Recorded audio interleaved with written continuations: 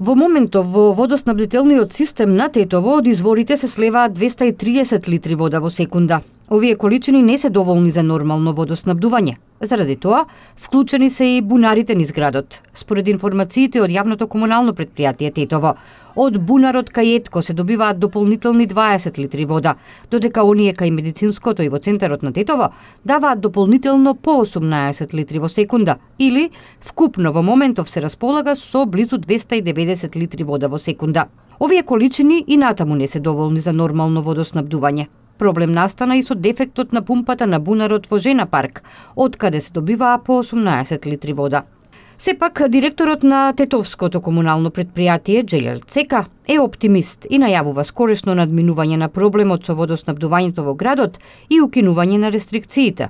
Врнежите од дожд ќе ја зголемеле издашноста на изворите и ќе влијаеле врз подобрувањето на хидролошката состојба.